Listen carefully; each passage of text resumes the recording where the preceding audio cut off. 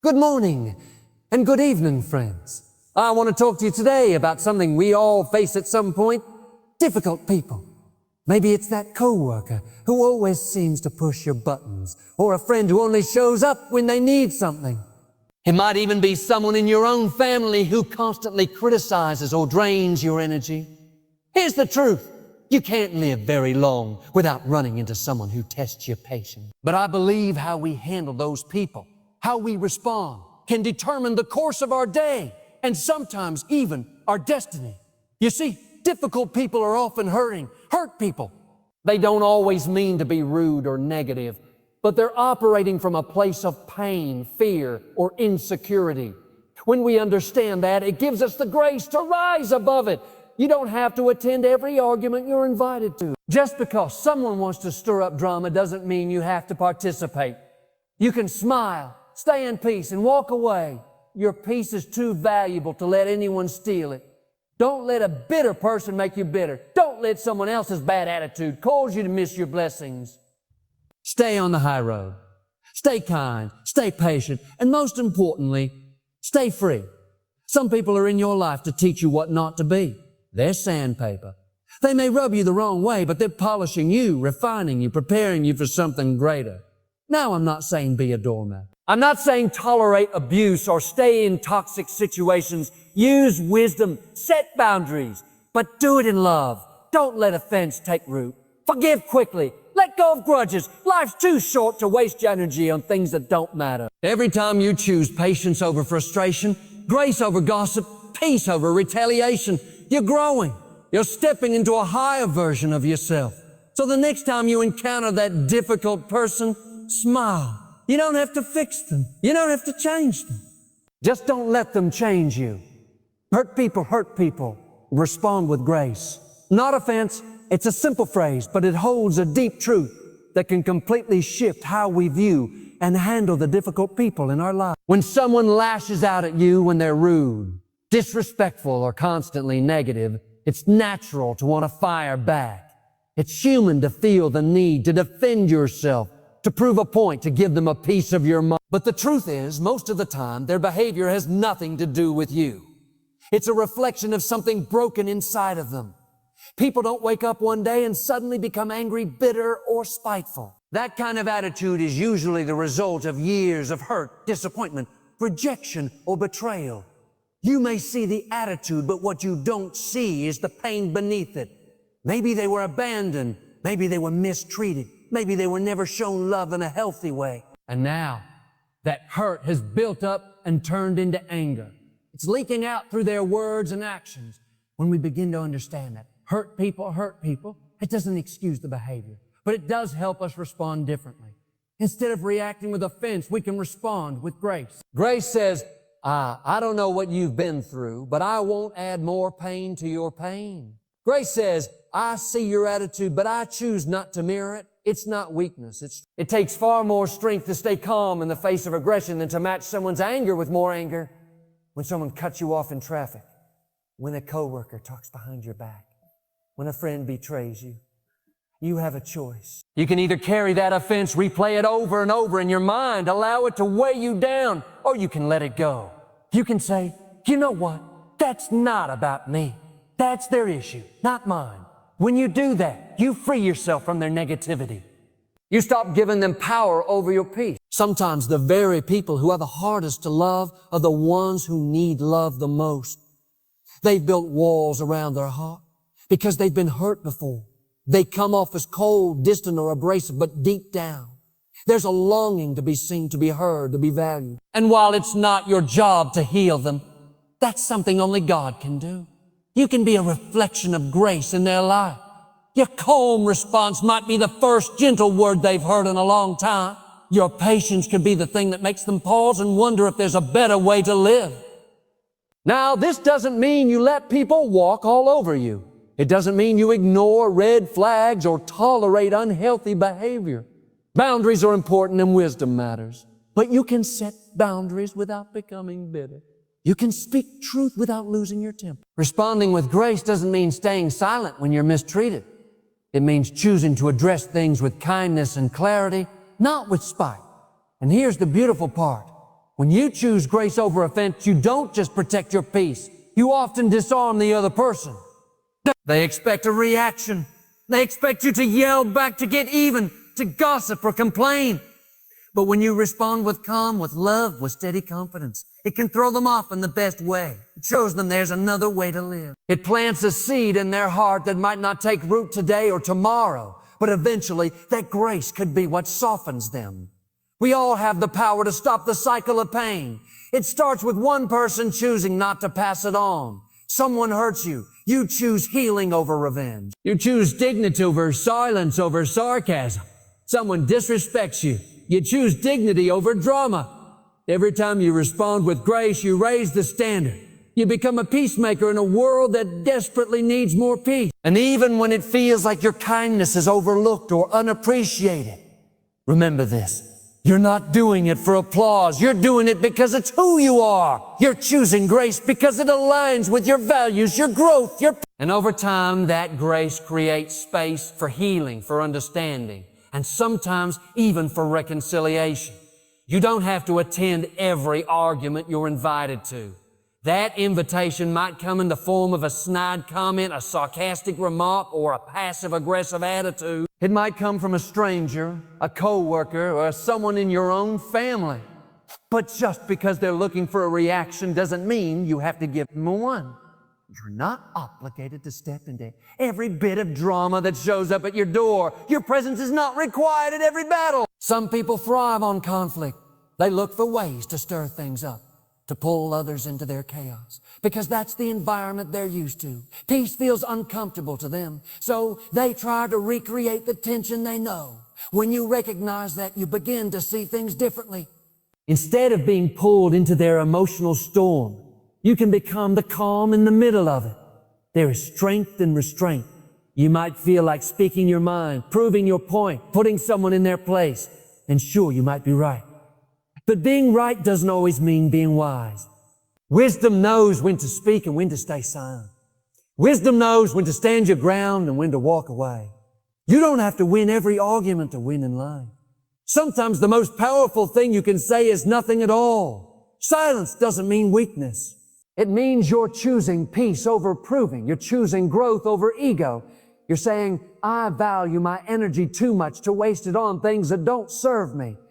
That quiet confidence speaks louder than any comeback ever could. You see, people can only argue with you if you argue back. Without your participation, the argument has no fuel. It's like a fire without wood. It burns out. Let them talk. Let them poke.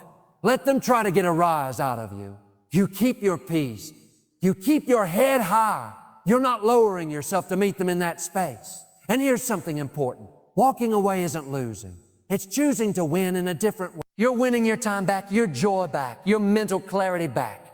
You're choosing not to let someone else control your emotions. That's strength. That's maturity. That's wisdom. We've all had moments where we took the bait, got drawn into a pointless argument, said something we regretted, let our emotions lead us. But that doesn't have to be your story anymore. You can decide today to rise above. You can decide today to walk away from the norm. You can be the person who chooses to take the high road even when the low road seems easier. And sometimes the greatest clapback is peace. Not because you didn't have anything to say, but because you knew it wasn't worth saying. Your silence can speak volumes. It says, I'm not playing your game. It says, you don't get to decide how I feel today. It says, I've got too much purpose to waste time on pettiness. Not every hill is worth dying on. Not every comment needs a reply. Not every offense deserves your energy. You've got bigger battles to fight, battles that actually matter. Save your strength for those, because the truth is your past, your power, and you don't have to hand that power over to anyone. Not through words, not through arguments, not through emotional reactions. You've got dreams to pursue. You've got goals to, you've got relationships to build and purpose to walk in. Don't let someone else's bad attitude pull you out of alignment. Don't give them a front row seat to your emotion. Keep your peace, keep your focus, and keep moving forward. Protect your peace. It's more valuable than proving a point. In life, there will always be situations where you're tempted to defend yourself, to correct someone who misunderstood you. to argue with someone who twisted your words or questioned your motives. And sure, you might have every right to stand your ground to prove you're right. But sometimes in trying to prove a point, you lose something far more important: your peace. Peace is not weakness. It's not passivity. Peace is strength under control. It's knowing who you are so deeply that you don't feel the need to explain yourself to everyone. It's confidence that doesn't need validation. When your peace becomes your priority, you stop giving your energy to things that drain you. You stop reacting to every little thing that comes your way. You learn to pause, to breathe, to let go. There are people who live for the date. They want to drag you into their storm, into their stress, into their chaos. But just because they're in turmoil doesn't mean you have to join them. Your peace isn't a gift you give to others to trample on. It's a treasure you guard. That means walking away from pointless arguments, refusing to respond to petty comments, and choosing not to engage in gossip or negativity. You don't have to win every discussion. You don't have to correct every lie. Sometimes the wisest thing you can do is say nothing at all. Not because you don't care, but because you care more about your own heart, your own spirit, or own sanity. Every time you choose peace over proving, you're building something powerful on the inside. You're saying, I don't need to win this moment, because I'm playing for something bigger. Some battles are sent not to defeat you, but to distract you. You're heading toward a goal, you're growing, you're building something with your life, and here comes someone with a sideways comment, a misunderstanding, a challenge to your character. If you stop and address every distraction, you lose momentum. You waste time trying to convince people who don't even want to understand you in the first place. Protecting your peace might look like smiling and walking away. It might look like turning off your phone, stepping outside, praying, journaling, or just choosing to let things go that used to eat you up inside.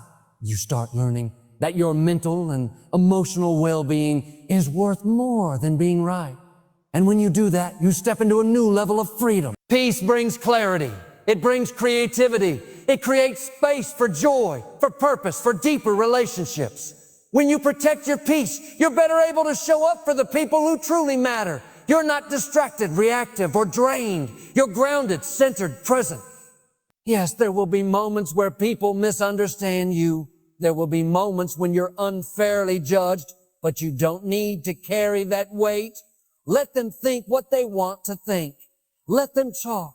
Let them speculate. You don't need their approval to help. You don't need their understanding to move forward. As long as your heart is right, your conscience is clear, and your actions are aligned with your values, you can rest easy. Peace is not passive. It's a decision, a discipline, a daily choice. It means saying, I don't have to attend that argument today.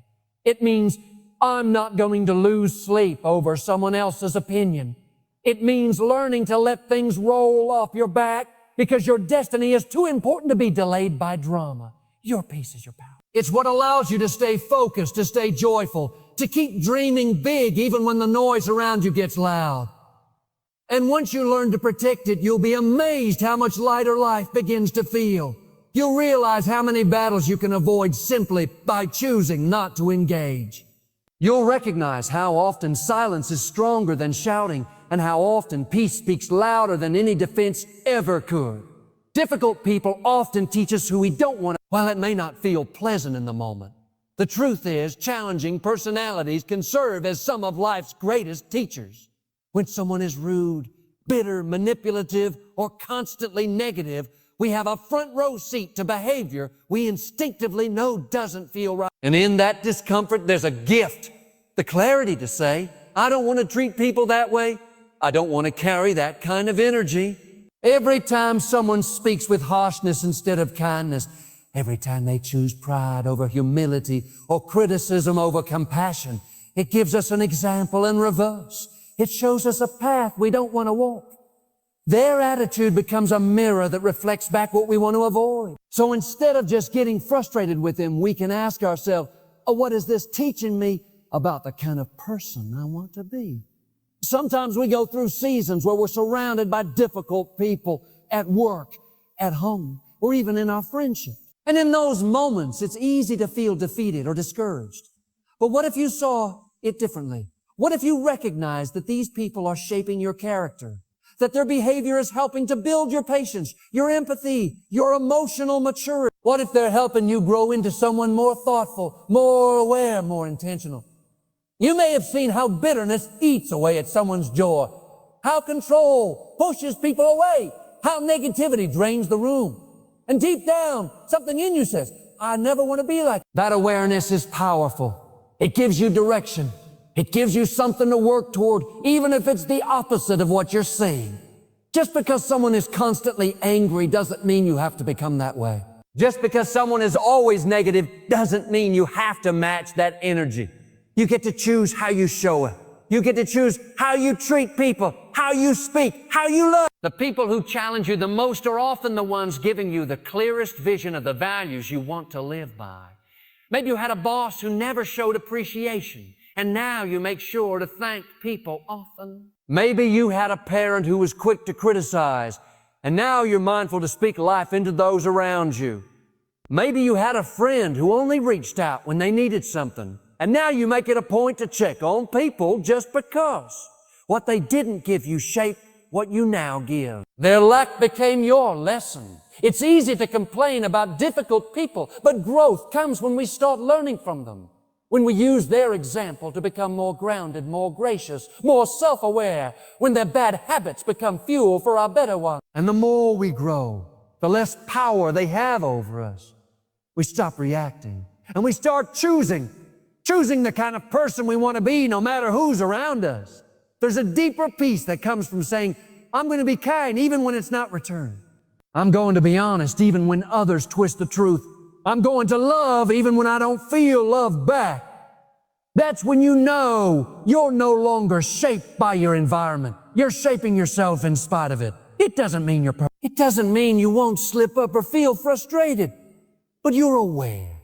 You're intentional. You're no longer letting difficult people drag you down. You're letting them show you how to rise. You're becoming who you were meant to be, one difficult person at a time. Set healthy boundaries, but lead with love. Boundaries are not walls meant to shut people out. They're doors with locks meant to protect what's valuable inside.